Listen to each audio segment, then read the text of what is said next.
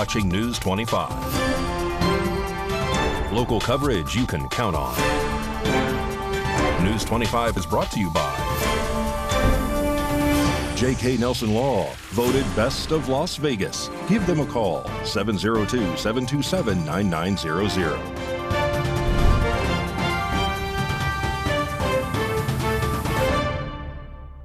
Hello and welcome to this edition of News 25. I'm Unette Gentry. Thanks for joining us on Ace Country Radio, and we're also streaming at KPVM.TV. We're also on your Roku devices. It is Thursday, January 30th. In our top story, our nation experiences the deadliest U.S. aviation disaster in more than 2 decades Wednesday evening, which occurred in the D.C. metro area. Our News 25 Las Vegas correspondent Maria Centers joins us now with remarks by President Trump regarding this tragedy. U.S. President Donald J. Trump held a press briefing earlier today in the aftermath of last night's deadly mid-air aviation crash between an American Airlines regional jet and a U.S. Army Black Hawk helicopter in the Potomac River near Ronald Reagan Washington National Airport in Arlington, Virginia. Now let's hear from the president on this horrific tragedy. This was a dark and excruciating night in our nation's capital and in our nation's history, and a tragedy of terrible proportions.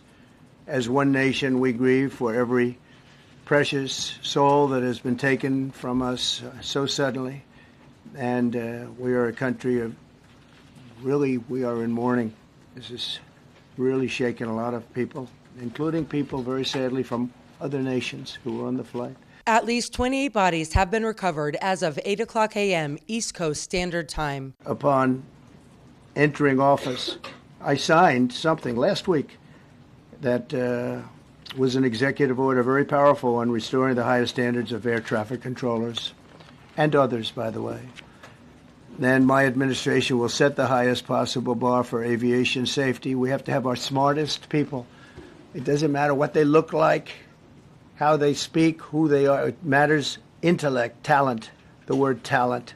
You have to be talented, naturally talented geniuses. The Black Hawk helicopter was on a training flight with a crew based in Virginia at Fort Belvoir, just outside of Washington, D.C. I've not hesitated to fly. This is something that it's been many years that something like this has happened.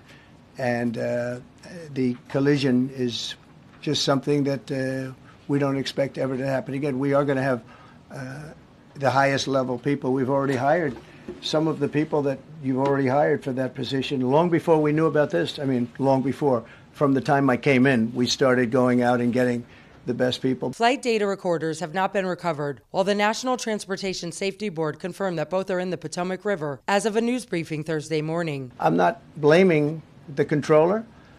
I'm saying there are things that you could question, like the height of the helicopter, the height of the plane being at the same level and going in opposite directions. It's not a positive. But no, we're already hiring people. No, flying is very safe. We have the safest flying anywhere in the world, and we'll keep it that way. We will continue to offer the latest developments regarding this aviation tragedy. Reporting from Clark County, I'm Maria Centers for News 25 Las Vegas. And turning back now to local news, the Nye County Sheriff's Office releases a statement about their stance on immigration, leaving many people with questions. News 25 reached out to Sheriff Joe McGill to get answers. Hi, I'm Sheriff McGill, here to provide some clarification to a post that we made yesterday. I made a post on the NCSO app and Facebook page in reference to the immigration issue. The post could have been more clear and to the point. There was a lot of confusion as to what was said and the intent behind that post. I want you to know this. I am completely in favor of a secure border for the United States of America. I believe in legal immigration into this country. I do not agree with illegal immigration. Although it is a federal offense to enter the country without authorization, that is not a crime that is punishable at the state level. We do not enforce immigration. As far as immigration enforcement in Nye County, we will allow immigration and enforcement to conduct their operations here. However, we will not do their job for them. We will not interfere with them, but we will not conduct immigration enforcement. Thank you. If you would like to see a change in policy, you can contact the Nevada legislature or file a petition with the Secretary of State. Article 19 of the state constitution allows citizens to circulate a petition to gather signatures in support of a change to state law. And now we turn once again to our News 25 Las Vegas correspondent, Maria Centers, who's joining us now from Clark County with the latest in military coverage. Situated right here in Clark County, Nellis Air Force Base serves as one of the most powerful places on the planet. We are now joined by U.S. Air Force General Gregory M. Gio, detailing the military installation's role in support of NORAD and U.S. NORTHCOM. NORAD is a binational command with the United States and Canada responsible for air defense and maritime warning of Canada and the United States. And U.S. Northern Command is responsible for homeland defense of the United States.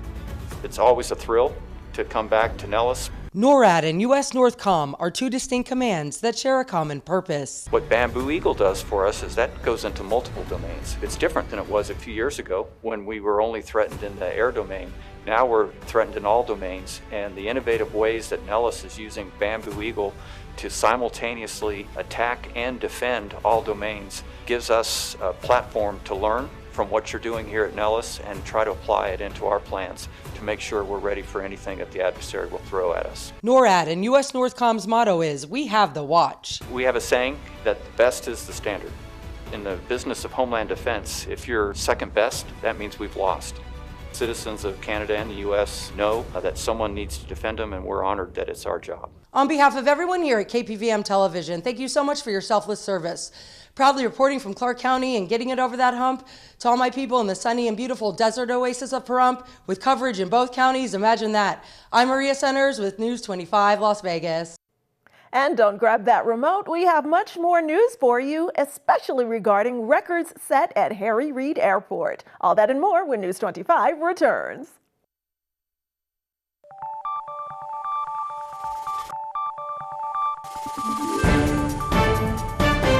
You're watching News 25. Local coverage you can count on. Welcome back to News 25. Well, on January 28th, the Nye County Sheriff's Office, along with a private helicopter company, recover the missing airplane and pilot. News 25 is speaking with Sheriff Joe McGill to find out more about those recovery efforts. Hi, I'm Sheriff Joe McGill from Nye County Sheriff's Office, here to give you an update and a final update on the missing aircraft that we have been searching for throughout the month. As you're aware, on January 5th, we became aware of a missing aircraft from Las Vegas and began searching for the aircraft. The aircraft was last known to be in the Round Mountain area, and indications were at Mount Jefferson. On January 18th, we were able to locate the aircraft crash site. However, we were unable to access the site due to the elevation in the terrain. On January 28th, 2 days ago, we were able to access the site by use of a private company and their use of a helicopter to access to the site. As the private company arrived, they did locate the crash site, and they were able to locate the remains of what is believed to be the pilot, Michael Martin. The remains and the crashed aircraft were brought down from the mountaintop. The aircraft has been transported to the NTSB, where they will conduct their physical examination. The body that was recovered was taken to the Clark County Coroner's Office, where positive identification will be made and notification of the next of kin will be finalized. I want you to know that the family was on site at Round Mountain on Tuesday when we were there recovering the body, and they were appreciative of all the efforts that were made. Unfortunately, this was not the ideal conclusion to this situation. However, at least now the family can have some closure. Thank you. And in lighter news, Random Acts of Kindness Week kicks off on February 9th, and here's how you can join in and celebrate.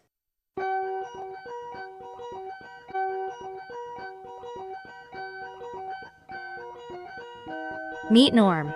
Yep, he's the gray one, always feeling quite low, stuck in his ways with nowhere to go.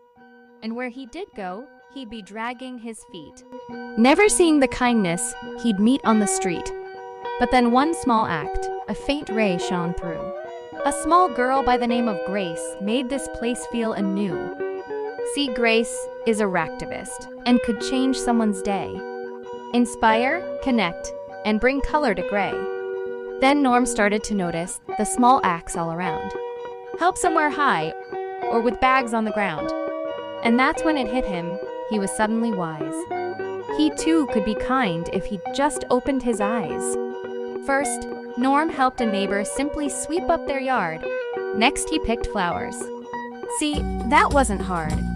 These acts of kindness, though random and stray, can color the world and brighten a day. So heed the call, dear friends, to spread happiness and warmth. Lend a hand when you can, and help make kindness the norm. Join our global community of thousands of ractivists today, and help us make kindness the norm.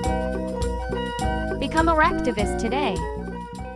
In more positive news, Harry Reid International Airport sets a new yearly passengers record. Mikey Ruhan reports.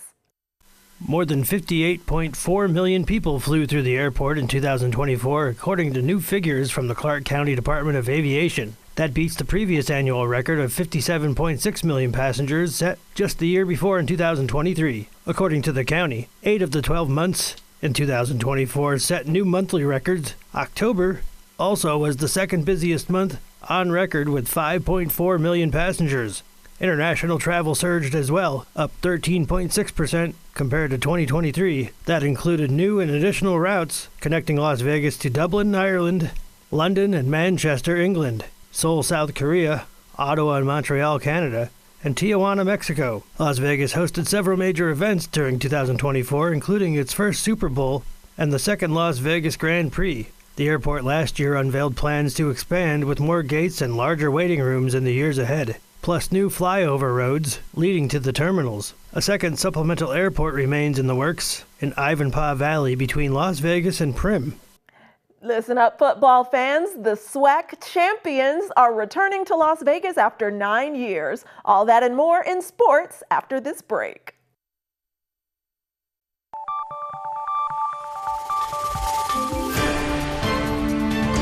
You're watching News 25. Local coverage you can count on. News 25 is brought to you by Mountain West Lawyer, Injury Attorneys, 727-9500. Welcome back. Well, the Vegas Golden Knights are back on the ice this evening. Here's Mikey with more in sports.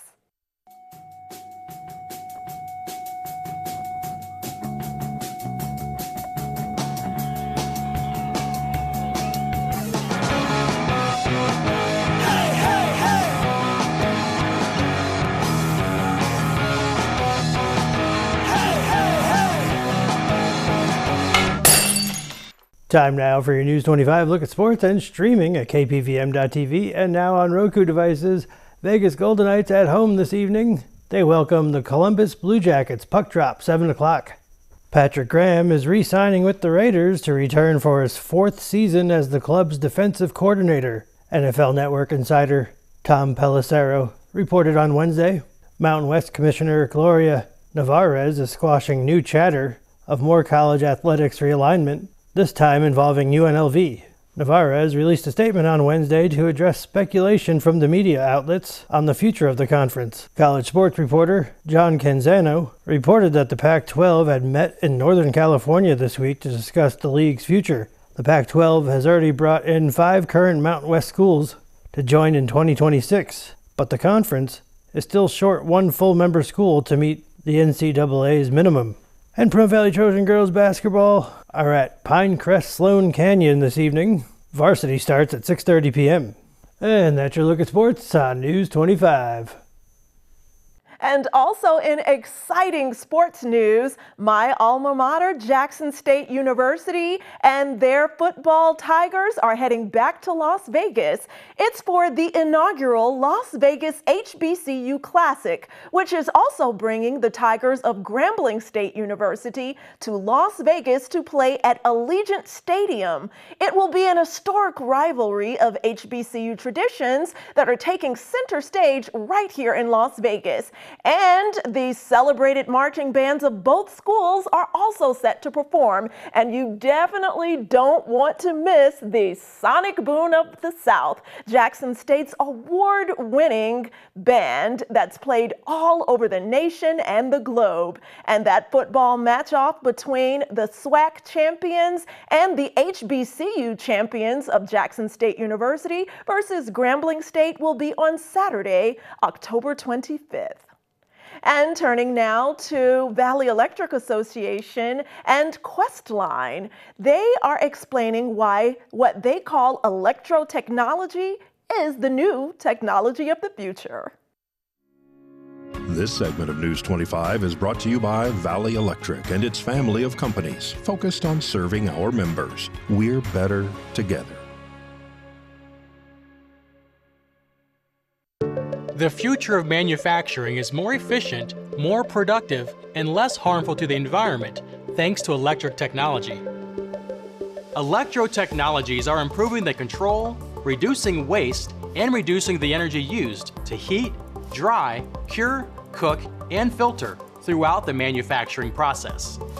Induction technology uses magnetic fields to precisely heat a steel rod from room temperature to red hot in seconds without warming the room. Infrared technology can dry and cure paints and coatings quickly and efficiently. Ultraviolet technologies can be used for a wide range of tasks, including disinfecting. Electric filtration technology can precisely separate selected material, such as bacteria, effectively and efficiently without fear of state changes or other adverse effects. And microwaves and radio frequency technology can increase heating speed and efficiency with improved product quality. Most of these technologies can function in a smaller footprint than natural gas technologies, and they can help improve working conditions for a more productive process in general. Electro technologies also improve the safety of your workplace and reduce your carbon footprint because there are no dangerous gas emissions coming from the equipment. They also use far less energy as a whole, allowing your company to achieve sustainability goals. Electro technologies can improve the efficiency, productivity, and safety of your manufacturing process, while helping you meet your sustainability goals and save a lot of money. It's time you learn more about how upgrading your manufacturing process to electro technologies can electrify your bottom line.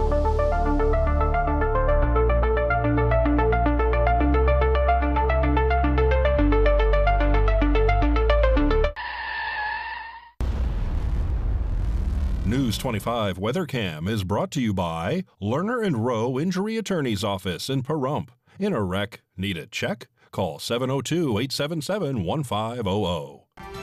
Let's take one of our last looks of January through our Lerner and Rowe weather cam.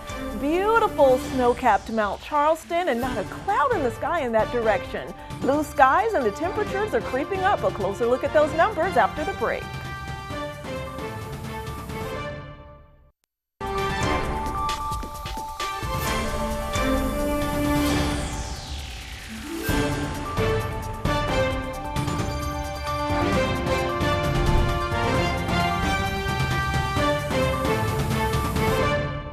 Good evening, Nevada. I'm Kaylee Bentler in the News 25 Weather Studios. Let's check out our regional weather. We got 51-degree weather twins for Fernley and Fallon, 53 Carson City, 50 Tonopah, 52 Goldfield, 62 Beatty, 65 Amargosa, 60 Las Vegas, and 72 in Death Valley. But over in our paradise of Pahrump, we're seeing clear skies at 57 degrees. We hit a high of 62 earlier. Winds south-southeast 3 miles per hour, humidity 16%. And the sun rose at 6:46. but we watched it go away not too long ago at 5:09 p.m.